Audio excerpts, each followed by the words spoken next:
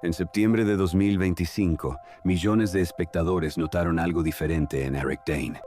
Llevaba meses sin aparecer en público. Cuando por fin lo vieron, ya no era el mismo hombre. Las palabras le salían lentas. Un brazo apenas se movía, y aún así miraba directo a la cámara y decía: «Soy Eric, un actor, un padre, y ahora una persona que vive con ella». Apenas unos meses antes, ese mismo hombre había sido nominado a los Emmy. Había terminado el rodaje de la tercera temporada de Euphoria, la que todos esperaban, y según fuentes cercanas a la producción, filmó sus escenas mientras ya perdía el control de sus manos. Todo parece señalar que Eric Dane sabía lo que se venía, y eligió no mirar hacia otro lado. Porque la historia de Eric Dane no es solo la historia de una enfermedad. Es la historia de un hombre que pasó 20 años construyendo la imagen perfecta del hombre perfecto. McSteamy, el cirujano más deseado de la televisión, solo para que la vida le recordara, sin compasión, que nadie escapa de ser humano. Eric grabó un mensaje final para el mundo.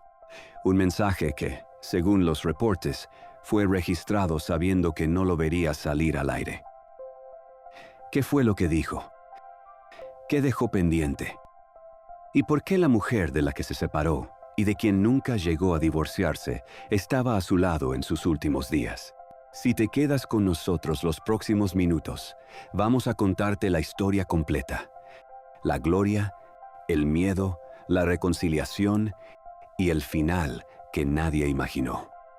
Esta es la historia de Eric Dane, el hombre que el mundo conoció como McSteamy. El galán que hacía temblar los sets de Grey's Anatomy con solo quitarse una camiseta. Pero lo que nadie sabía, lo que nadie podía imaginar, es que detrás de esa imagen de invencibilidad se escondía un niño roto que perdió a su padre a los 7 años. Un hombre que luchó durante décadas contra demonios que el público jamás vio. Y que al final, cuando la enfermedad le arrancó todo lo que el mundo admiraba de él, descubrió algo que cambiaría para siempre la manera en que entendemos lo que significa ser suficiente. Pero hay un detalle en esta historia que todavía no te he contado.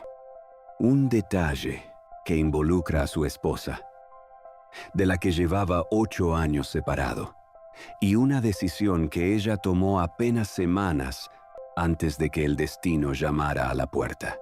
Esa decisión lo cambió absolutamente todo. Y hay algo más. Un mensaje. Un mensaje grabado frente a las cámaras, con la voz ya quebrada y el cuerpo atrapado en una silla de ruedas. Un mensaje que el mundo no vería hasta un día después de que Eric Dane cerrara los ojos por última vez. Lo que dijo en ese mensaje es la parte más difícil de contar. Y tal vez la más humana. Para entender cómo llegó hasta ahí, hay que volver al principio, muy al principio. La era dorada. San Francisco, California. Año 1972.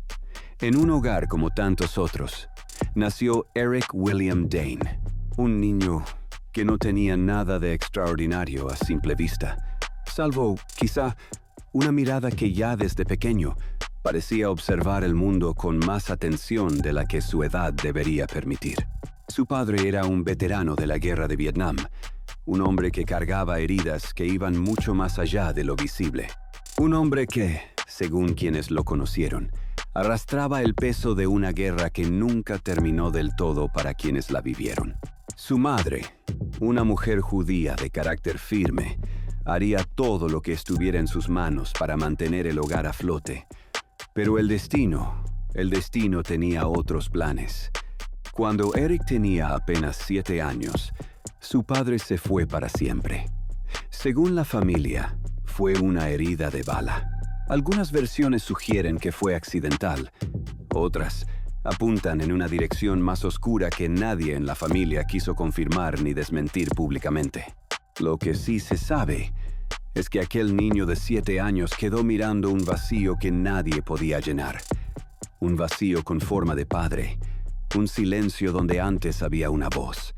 Y como si el universo no hubiera tenido suficiente, apenas 4 meses después, su abuela materna, la mujer que lo había ayudado a criarse, la presencia más maternal de su vida, también partió. En menos de medio año, Eric perdió a las 2 personas que sostenían su mundo. 7 años, 2 pilares, 0 respuestas, y un dolor tan grande que un niño de esa edad no tiene ni las palabras para nombrarlo. ¿Cómo procesa un niño algo así? La respuesta corta es que no lo hace. Lo guarda, lo entierra, lo mete en una caja en algún rincón del alma y cierra la tapa con toda la fuerza que le permiten sus manos pequeñas, y sigue adelante como puede. Y lo que Eric encontró como refugio fue algo que, visto desde hoy, parece casi profético. Encontró el teatro. Se enamoró de la actuación durante una producción escolar de una obra de Arthur Miller, una pieza que hablaba precisamente de un padre que les falla a sus hijos, de secretos familiares, de culpa. El niño que acababa de perder a su padre se subió a un escenario para interpretar historias sobre padres que fallan. Hay coincidencias que parecen escritas por alguien, y esta es una de ellas. Los primeros años en Hollywood fueron brutales. No los de las alfombras rojas y las limusinas. Los otros, los que nadie ve. Los de las audiciones que terminan con un gracias. Ya te llamaremos que nunca se convierte en llamada. Los de los papeles tan pequeños que ni tu propia madre los recuerda.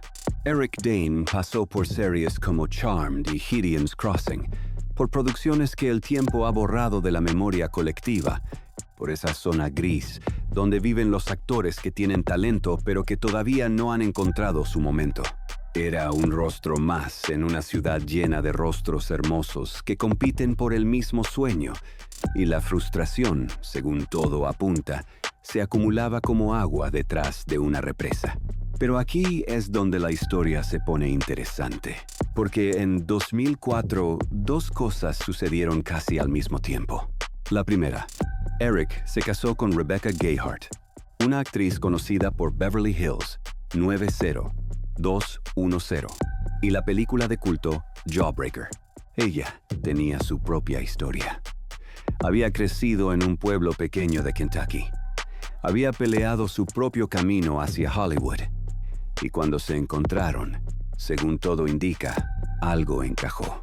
Era un matrimonio entre 2 personas del medio, 2 luchadores que se habían encontrado en el camino y que decidieron caminar juntos. La segunda cosa que pasó en 2004 fue que su suerte profesional empezó a girar. Un cambio sutil, casi imperceptible, pero que en apenas 2 años lo catapultaría a un lugar que ni en sus sueños más ambiciosos habría imaginado. 2006. Grey's Anatomy. El nombre del doctor Mark Sloan. McSteamy. 3 sílabas que lo cambiarían absolutamente todo. Hay un antes y un después en la vida de Eric Dane, y la línea divisoria se llama Shonda Rhimes. Cuando la creadora de Grey's Anatomy lo incorporó al elenco, algo explotó. No fue un ascenso gradual. No fue una escalera de peldaños. Fue un estallido, una detonación. De la noche a la mañana, aquel actor que llevaba años peleando por papeles pequeños se convirtió en uno de los hombres más deseados de la televisión mundial. La famosa escena de la toalla, esa en la que apareció cubierto únicamente por ese trozo de tela, se transformó en uno de los momentos más comentados de la historia reciente de la televisión. Fue tendencia antes de que las tendencias existieran como concepto. El propio Eric lo reconocería después con una mezcla de humor y resignación. Ya no había misterio sobre lo que había debajo de su camiseta. Y eso, para bien o para mal, lo definió durante años. El dinero llegaba a raudales, cantidades que la mayoría de las personas no verían en toda una vida. Una propiedad en Los Ángeles que parecía sacada de una película, con más habitaciones de las que una sola persona podría recorrer en un día. Invitaciones a los eventos más exclusivos de la industria. Su rostro en las portadas de las revistas más leídas del planeta. Listas de los hombres más atractivos del mundo, año tras año. Entrevistas donde todo parecía perfecto, donde la sonrisa no flaqueaba, donde la imagen era impecable. Una esposa deslumbrante a su lado. Y en 2010, la llegada de su primera hija, Billie Beatrice. Un nombre que no fue casual. Un nombre que encierra una historia dentro de la historia. Porque Billie fue nombrada en honor al padre que Eric perdió cuando tenía 7 años. Ese padre cuya ausencia lo había marcado para siempre. Ese hombre que ya no estaba, ahora vivía de nuevo, de alguna forma, en el nombre de su nieta. Si eso no te dice todo lo que necesitas saber sobre el mundo interior de Eric Dane, nada lo hará. Un año después, llegó Georgia Geraldine, la segunda hija. Eric Dane tenía ahora todo lo que cualquiera podría desear. Fama que traspasaba fronteras, dinero que parecía no tener fin, una familia hermosa, reconocimiento mundial, una carrera que parecía no tener techo. 139 episodios de la serie más vista del momento. El mundo entero a sus pies. Si hubieras congelado ese instante, si hubieras tomado una fotografía de su vida en ese preciso momento, habrías dicho, este hombre lo tiene todo. Y habrías tenido razón. Pero también habrías estado completamente equivocado, porque hay algo que todavía no te he contado. Algo que estaba pasando detrás de las cámaras, lejos de los aplausos, en el silencio de las noches después del set. Porque mientras McSteamy sonreía para las cámaras, Eric Dane estaba librando una batalla que nadie veía. Una batalla silenciosa, invisible, que lo consumía desde dentro. Y esa batalla estaba a punto de cobrarle un precio devastador. Las primeras grietas. Aquí es donde la historia empieza a oscurecerse. Y necesito que entiendas algo antes de continuar. Lo que voy a contarte no es un rumor de pasillo ni una especulación de tabloides.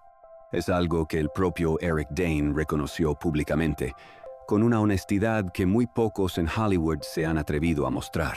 Durante los 8 años completos que estuvo en Grey's Anatomy, según sus propias palabras, estuvo más tiempo bajo los efectos de sustancias que sobrio, más tiempo drogado que limpio. 8 años. Piénsalo. 8 temporadas de una serie que veían decenas de millones de personas y el protagonista estaba siendo consumido por dentro mientras el mundo lo aplaudía por fuera. Fue precisamente en esa época de máxima gloria cuando, según él mismo admitiría años después, las cosas empezaron a ir en la dirección equivocada. Todo comenzó, según las versiones que han trascendido, con una lesión deportiva. Una lesión que requirió analgésicos. Los analgésicos se convirtieron en una necesidad. La necesidad se convirtió en dependencia. Y la dependencia en una prisión invisible con barrotes de terciopelo. Porque esa es la trampa más perversa de la adicción en Hollywood, que el éxito la disfraza, que el dinero la facilita, que la fama la normaliza. Por fuera, todo seguía brillando. Los premios, las fiestas, las portadas, los millones, pero por dentro. Eric Dane estaba siendo devorado por algo que ni su personaje de ficción, que era cirujano, podría haber curado. Y entonces, en agosto de 2009, llegó el primer golpe público. Un video privado fue robado y publicado en Internet. En él aparecían Eric Dane, Rebecca Gayheart y una tercera persona, los 3 sin ropa, en una bañera. El video no mostraba actos sexuales. Según los representantes de todos los involucrados, se trataba de un momento privado entre amigos que alguien robó. Pero eso no importó. La tormenta mediática fue inmediata, brutal y despiadada. Los titulares se escribieron solos. Las redes de la época ardieron con la fuerza de 1000 soles. La policía de Los Ángeles abrió una investigación por el robo del material, y la pareja, que hasta ese momento había manejado su imagen con relativa discreción, quedó expuesta de la manera más violenta posible.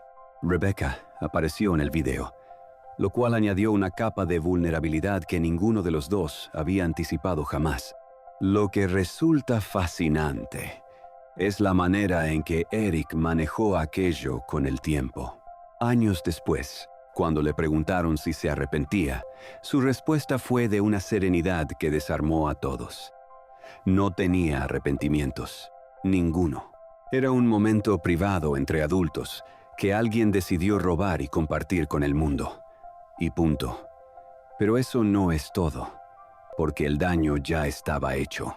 La imagen del galán perfecto, del hombre ideal, del doctor de televisión que todas querían, ahora tenía una grieta visible para todo el mundo, y las grietas, una vez que aparecen, tienden a crecer, tienden a ramificarse, tienden a encontrar otros puntos débiles, y en el caso de Eric Dane, los puntos débiles ya estaban ahí, esperando. En 2011, Eric tomó una de las decisiones más valientes de su vida, aunque en ese momento probablemente no lo sintió así. Ingresó voluntariamente a rehabilitación por su adicción a los analgésicos. Lo hizo de manera pública, pero sin dramatismo, casi con la misma calma con la que después admitiría que llevaba años intentando aparentar una confianza que no tenía. Intentaba actuar como si estuviera cómodo con todo, con la fama, con la presión, con la imagen que le habían construido encima. Pero estaba, según sus propias palabras, muy lejos de tenerla. Esa confesión, la de un hombre admitiendo que el personaje que proyectaba al mundo era tan ficticio como McSteamy, es quizá más reveladora que cualquier escándalo. Y aquí, justo aquí, es donde la relación entre Eric y Grey's Anatomy empieza a resquebrajarse de forma irreversible. Porque en 2012, después de 139 episodios, McSteamy desapareció.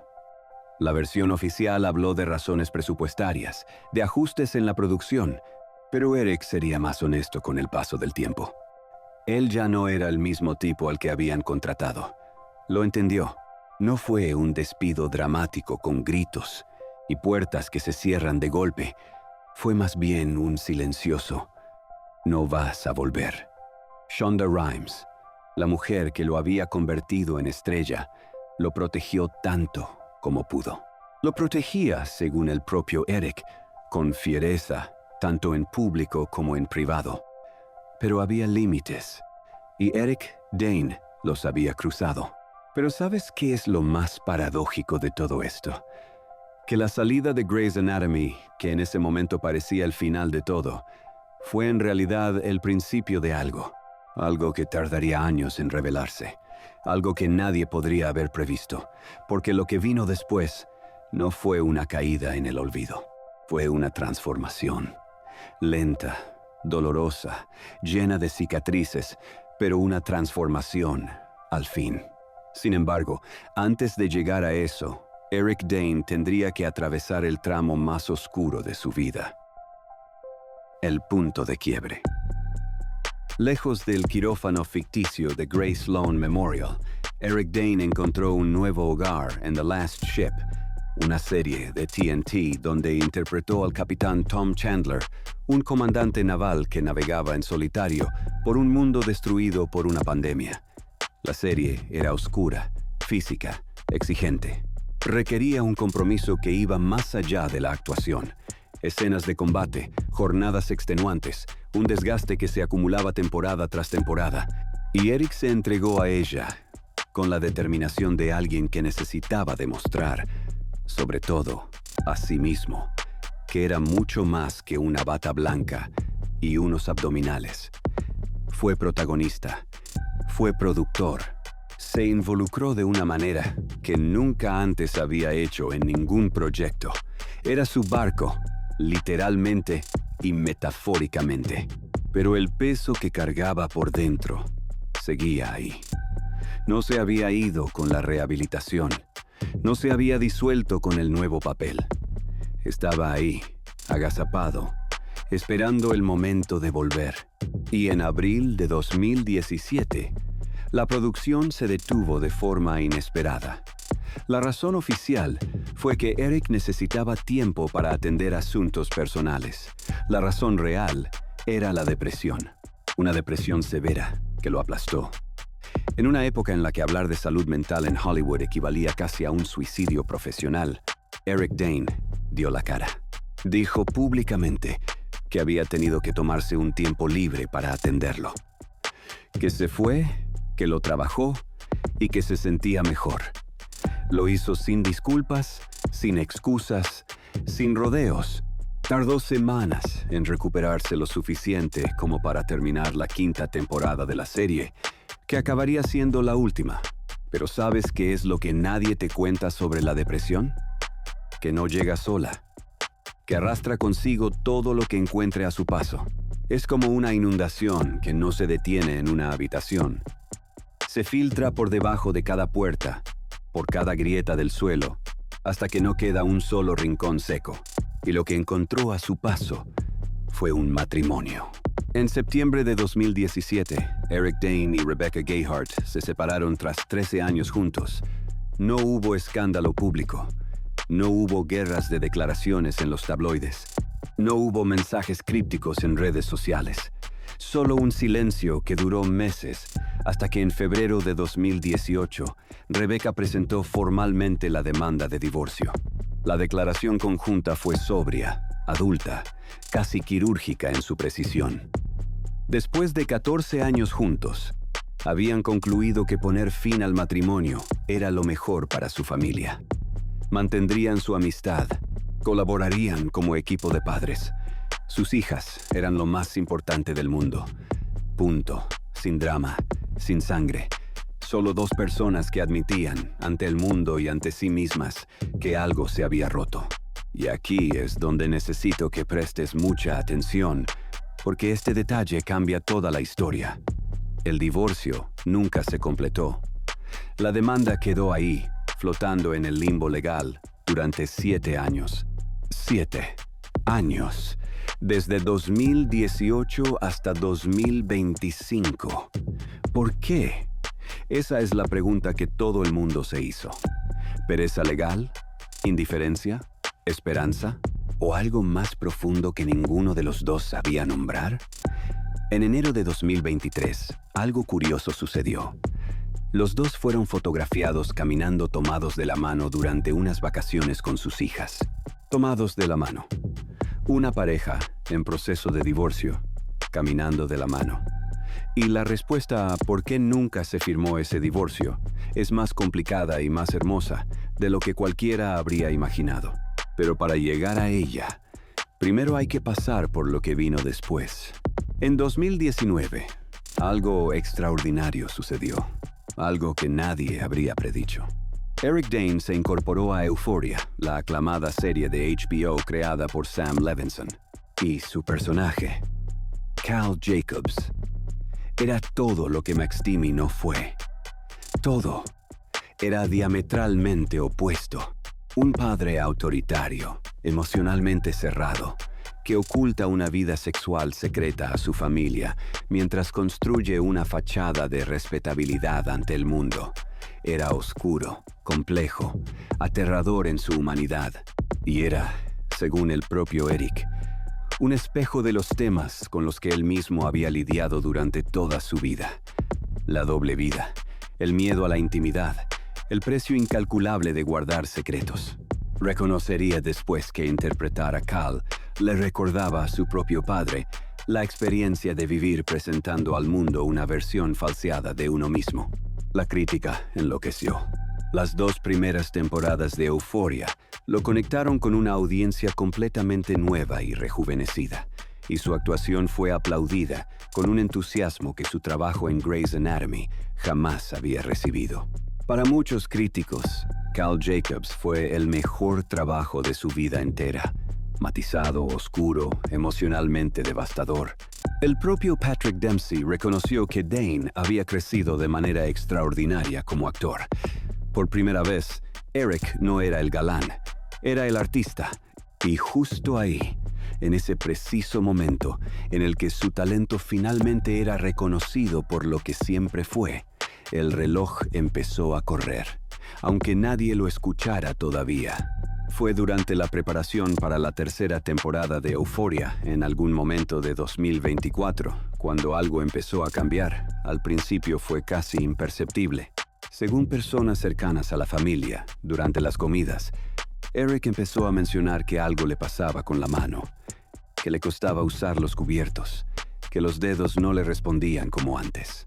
Un tenedor que se caía, un vaso que no podía sostener bien. Rebecca lo notó, sus hijas lo notaron, pero al principio todos lo atribuyeron al cansancio, al estrés de años de trabajo intenso. Los actores de acción acumulan lesiones. Es normal, ¿verdad? ¿Verdad? Solo que no era normal. La torpeza no desaparecía. Se profundizaba semana a semana, mes a mes, con la paciencia implacable de algo que sabe exactamente a dónde va. Y cuando Eric voló a San Francisco para consultar con un neurólogo especialista, cuando las pruebas comenzaron, cuando los resultados empezaron a llegar uno tras otro, cada uno más sombrío que el anterior, todo lo que creía saber sobre su futuro se derrumbó como un castillo de naipes en medio de un huracán. Lo que vino después es algo que ninguna fama, ningún dinero, ningún personaje de ficción podría haber preparado a nadie para enfrentar, y es la parte más difícil de contar. La decadencia y transformación. Abril de 2025. El diagnóstico llegó como un golpe imposible de esquivar. Una enfermedad devastadora que, según las fuentes médicas, no dejaba demasiado margen. Esclerosis lateral amiotrófica. ELA, 3 letras que suenan pequeñas, pero que encierran una de las condenas más crueles que la medicina conoce. Una enfermedad que destruye las neuronas motoras una por una, que priva al paciente de la capacidad de caminar, de hablar, de comer, de respirar, mientras la mente permanece completamente intacta, atrapado dentro de un cuerpo que se apaga, consciente de cada centímetro que pierdes, sin cura conocida. La expectativa de vida promedio tras el diagnóstico, de 3 a 5 años. O, al menos, eso decían los números. El momento en que Rebecca supo la noticia fue descrito por ella misma con una precisión que ningún guionista podría mejorar. Estaba en su armario, intentando tomar la llamada de Eric en privado, mientras su hija menor, Georgia, estaba en casa. Eric la llamó desde el consultorio del médico en San Francisco. Cuando se lo dijo, empezó a llorar. Ella también lloró. No parecía real, porque todavía estaba bien en ese momento. Todavía caminaba. Todavía hablaba con claridad. Todavía parecía el mismo Eric de siempre. Y del otro lado de la puerta del armario, Georgia preguntaba, «Mamá, ¿qué pasa?» Hay dolores que no se pueden narrar con palabras, y lo que vivió esa familia en ese instante es uno de ellos. Pero aquí es donde Eric Dane hizo algo que nadie esperaba, y que cambió por completo la narrativa de esta historia. El 10 de abril de 2025, hizo el anuncio público a través de la revista People, y lo que dijo no fue un mensaje de derrota, fue una declaración de guerra contra lo inevitable. Dijo que estaba agradecido de tener a su familia a su lado, que se sentía afortunado de poder seguir trabajando, y que esperaba con ansias, volver al set de Euphoria. La semana siguiente. 4 días. Un hombre que acababa de recibir un diagnóstico que la mayoría no pronunciaría en voz alta durante semanas, estaba anunciando que iba a volver a trabajar en 4 días. Y lo hizo. El 14 de abril, Eric Dane se presentó en el set de Euphoria para rodar la tercera temporada. Cada escena que filmó a partir de ese momento fue filmada por un hombre que sabía que estaba perdiendo el control de sus manos. Detente un momento, porque lo que acabo de contarte tiene una capa más profunda de lo que parece. Recuerda quién era Cal Jacobs, un hombre que oculta su verdadera identidad al mundo. Y ahora, el actor que lo interpretaba era un hombre que había decidido no ocultar absolutamente nada, que había elegido mostrarse tal como era, por primera vez en su vida, precisamente cuando la enfermedad le estaba quitando todo lo externo. La ironía es tan brutal que duele. ¿Y recuerdas aquel detalle que te dije que cambiaría toda la historia? El divorcio que nunca se completó. Pues bien, apenas un mes antes del anuncio público del diagnóstico, Rebecca Gayheart retiró formalmente la petición de divorcio. Después de 7 años de limbo legal, la retiró. Según las fuentes disponibles, tomó esa decisión antes de conocer el diagnóstico oficial, aunque durante el período en que Eric ya había comenzado las consultas médicas. La propia Rebecca cuestionó públicamente si había sido la decisión correcta. No lo sabía. Tal vez nunca lo sepa. Y esa ambigüedad, esa honestidad brutal sobre no saber si lo que haces es lo correcto, incluso mientras lo haces, es tal vez lo más humano de toda esta historia.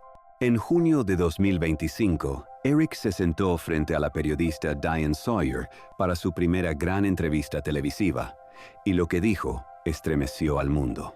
Su lado izquierdo aún funcionaba.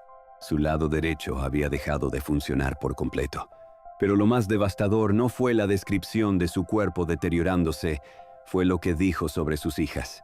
Con la voz entrecortada y los ojos llenos de una rabia que no intentó disimular, dijo que lo que más le provocaba furia no era la enfermedad, sino el miedo a repetir en sus hijas el trauma que él mismo había sufrido de niño.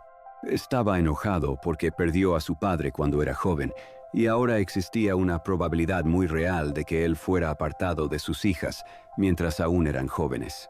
El niño de 7 años que perdió a su padre se había convertido en el padre de 52 que temía convertirse en esa misma ausencia, el círculo más cruel que la vida podría haber trazado.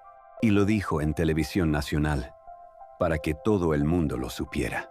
Los meses que siguieron fueron una caída en cámara lenta que el mundo observó conteniendo la respiración.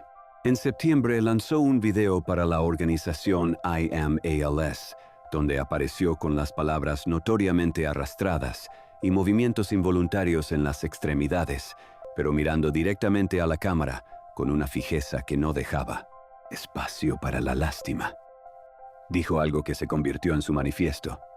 Soy Eric, un actor, un padre y ahora una persona que vive con Ella. Primero el nombre, luego el oficio, luego la enfermedad.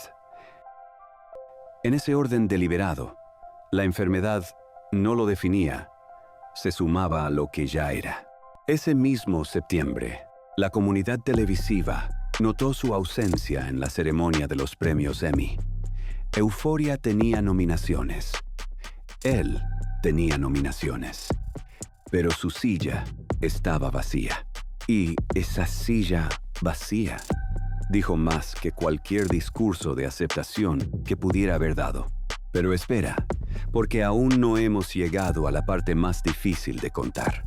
A finales de 2025, Rebecca Gayheart publicó un ensayo que se convirtió en uno de los documentos más leídos del año. En él, describió con una honestidad desgarradora lo que significaba convertirse en cuidadora a tiempo completo de un hombre del que llevaba 8 años separada.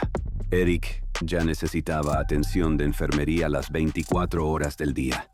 Rebecca había tenido que pelear con la compañía de seguros para conseguir esa cobertura, y la batalla fue feroz. Una empleada de la aseguradora le dijo, según Gayheart, que podía seguir solicitando y que ella seguiría denegando.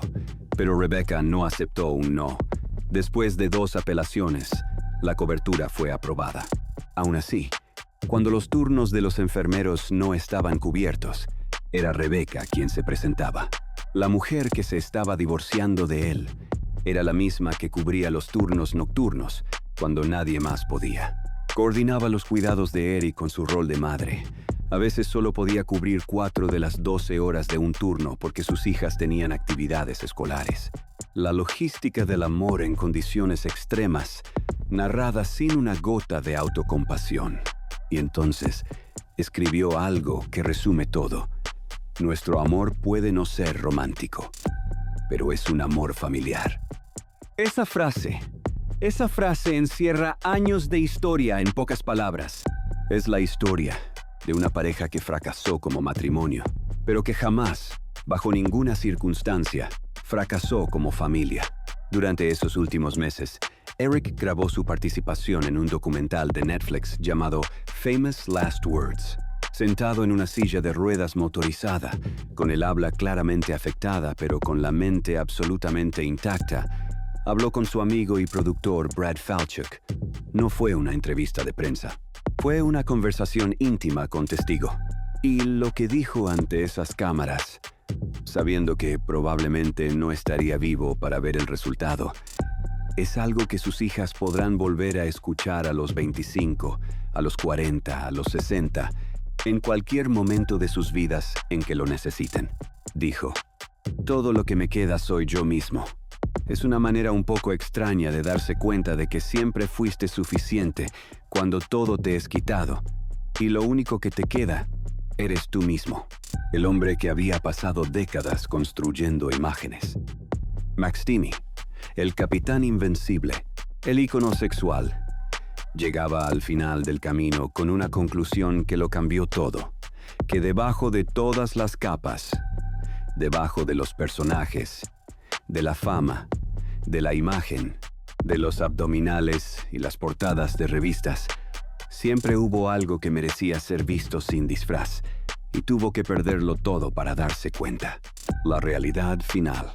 El jueves 19 de febrero de 2026, Eric Dane cerró los ojos por última vez. Estaba en su hogar, rodeado de su familia, de sus amigos más cercanos, de Rebecca, su esposa, porque técnicamente nunca dejó de serlo, y de Billy y Georgia, las dos hijas, que eran, según sus propias palabras, el centro de su mundo. La causa fue una insuficiencia respiratoria derivada del enemigo invisible contra el que había peleado durante 10 meses. 10 meses. La estadística habla de 3 a 5 años. Eric tuvo 10 meses. Un parpadeo. Una exhalación. El tiempo que tarda una estación en cambiar y un hombre entero en apagarse. Tenía 53 años y 11 días de vida. Su cumpleaños había sido el 9 de noviembre. Las velas apenas se habían enfriado. El comunicado de la familia fue breve y digno.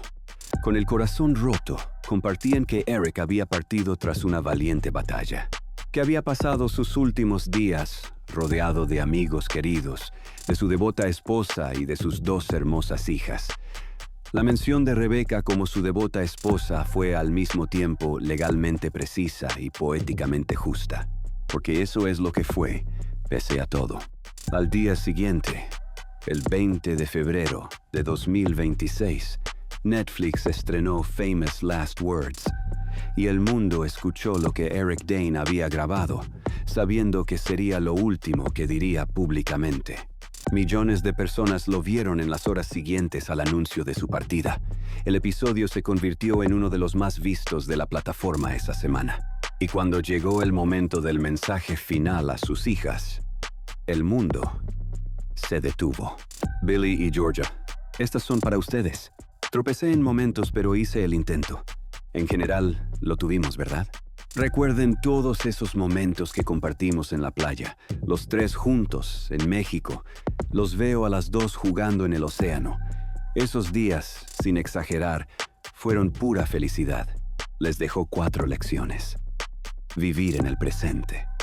Abrazar el amor. Elegir a los amigos con cuidado. Y luchar con dignidad. Sobre la 4ª, dijo algo que se grabó en la memoria de todos los que lo escucharon.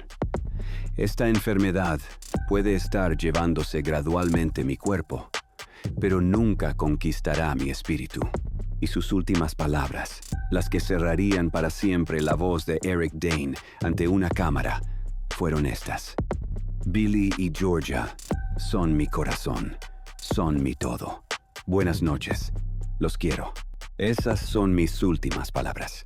Patrick Dempsey, el hombre que compartió pantalla con él durante años, el McDreamy junto a su McSteamy, dijo que había intercambiado mensajes con Eric hasta la última semana, que podía ver cómo estaba perdiendo la capacidad de comunicarse, que estaba confinado a su cama y le resultaba muy difícil tragar, pero que quería recordarlo como lo conoció, como el hombre más gracioso del set, como alguien que traía una alegría contagiosa a cada escena. La verdadera pérdida, dijo Dempsey, es para los que nos quedamos. Shonda Rhimes, la mujer que lo convirtió en estrella, lo despidió como parte permanente del ADN de Grey's Anatomy y de todo lo que ella había construido. ¿Y Rebecca? Rebecca es ahora una viuda, legal y emocionalmente. Una madre sola de 2 hijas adolescentes que acaban de perder al hombre que, pese a todo, pese a la separación, pese a los años de distancia, pese a las diferencias supuestamente irreconciliables, nunca dejó de ser familia. Ella dedicó el último año de la vida de Eric a asegurar que partiera con dignidad y con los mejores cuidados disponibles, no porque se lo debiera, no por obligación, sino porque, como ella misma escribió, el amor no siempre tiene la forma que esperamos. A veces no es romántico. A veces es quedarse de noche cubriendo el turno de un enfermero que no llegó. A veces es pelear con una compañía de seguros que dice no y seguir peleando hasta que diga sí. A veces, el amor es simplemente estar ahí. Eric Dane pasó décadas huyendo de sí mismo. A través del éxito, de la adicción, de la imagen que el mundo construyó a su alrededor. Fue McSteamy antes de ser Eric. Fue el galán antes de ser padre. Fue la portada antes de ser persona. Y la ironía más dolorosa de su historia es que solo cuando la enfermedad le quitó todo, absolutamente todo lo externo, lo construido, lo actuado, descubrió que lo que siempre quedaba debajo era suficiente. Siempre lo fue. Nombró a su primera hija en honor al padre que perdió a los 7 años, y al final se convirtió en un padre que también partiría demasiado pronto. Pero a diferencia de su padre, Eric tuvo tiempo. No mucho. 10 meses. Pero los usó. Cada uno de ellos. Dejó un mensaje. Dejó palabras. Dejó lecciones grabadas en un formato que sus hijas podrán reproducir cada vez que lo necesiten, a cualquier edad, en cualquier momento de duda o de dolor. Eso no es solo valentía ante lo inevitable. Es paternidad en su forma más duradera. Es la carta que su padre nunca pudo escribirle a él. Hay una pregunta que queda flotando en el aire al final de esta historia, la misma que Rebecca se hizo a sí misma en voz alta. ¿Fue lo correcto? ¿Volver? ¿Retirar el divorcio? ¿Quedarse? Ella dijo que no sabía, que no tenía la respuesta. Pero su comportamiento durante los meses que siguieron respondió la pregunta mejor que cualquier declaración. Estuvo ahí. Eso es lo que hizo. Y a veces, eso es todo lo que se puede hacer. Y a veces, eso es todo lo que importa. Eric Dane no fue un hombre perfecto. Él mismo lo dijo ante las cámaras, sin filtro, sin disfraz, con la voz ya casi apagada. Tropecé en momentos, pero hizo el intento. Y cuando todo le fue arrancado, cuando el cuerpo que lo hizo famoso dejó de responderle, cuando la voz que le dio una carrera se apagaba día a día, descubrió que siempre fue suficiente. Siempre, desde el principio. Desde aquel niño de 7 años en San Francisco que perdió a su padre y no supo qué hacer con el dolor. El mismo escenario que una vez lo ovacionó de pie, ahora está en silencio. Pero sus palabras, sus últimas palabras, siguen sonando.